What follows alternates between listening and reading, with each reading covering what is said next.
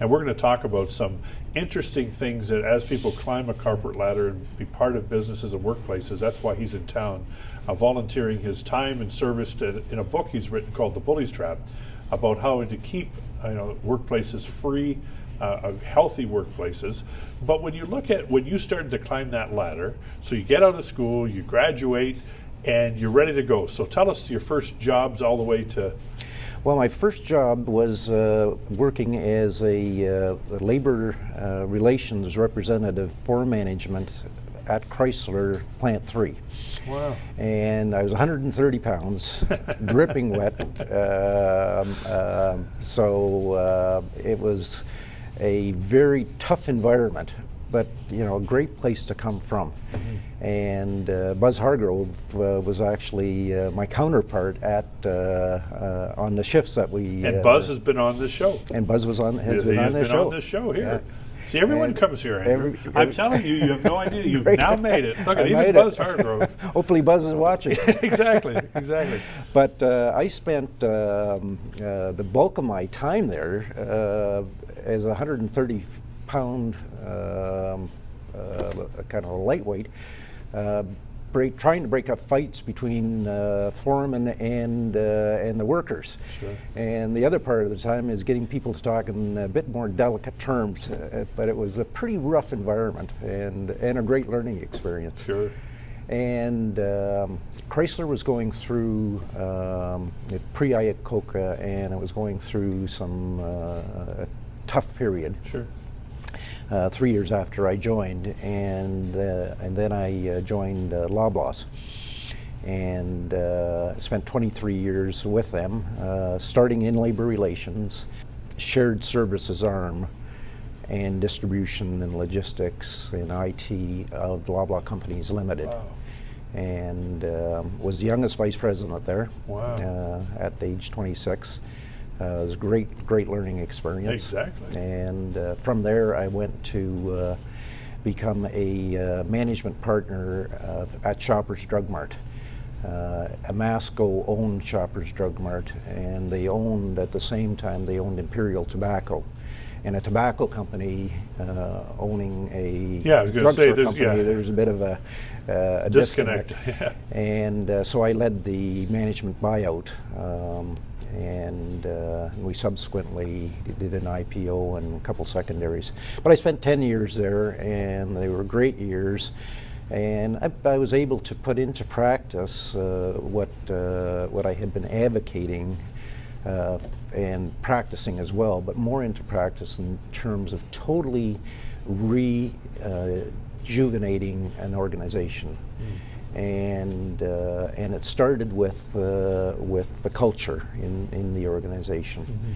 Mm-hmm. And it was at that time very head office centric, very vendor centric, and what I mean by that, decisions were made on how well we bought versus how well we sold. And it was very evident to me as a retailer and a merchant that we had to shift from being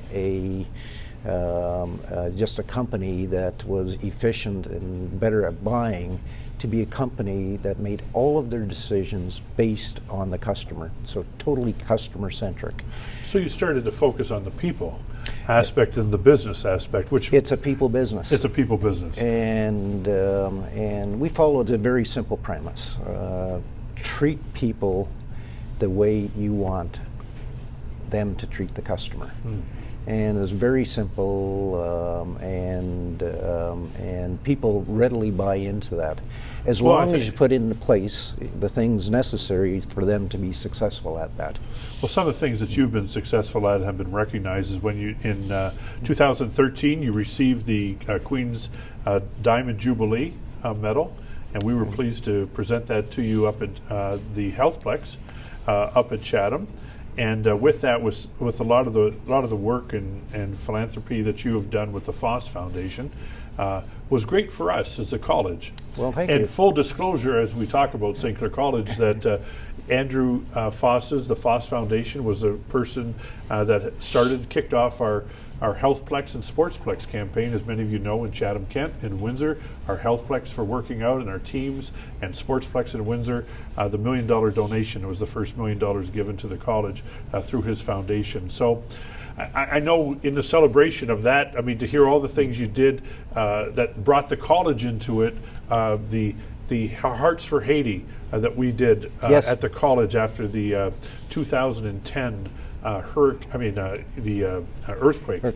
and your involvement with Doctors Without Borders. And what he did is he said, look, if you get everyone at St. Clair College and your vendors and everybody to give something, and then what I'll do is our foundation will match it, and then if you remember, the government even matched that. So we had the Help for Haiti campaign. So just a little bragging on the staff and college and the student. So the student government and everything, we raised $16,621.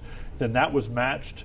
Then it was forwarded to the Faas Foundation for the Alumni Association matched it, the student government matched it, and then all in all, for Doctors Without Borders, with the government matching, the federal government on that, the CIDA match, we raised $132,000 just with that. So here's alumnus of the college saying, here's something for you to do.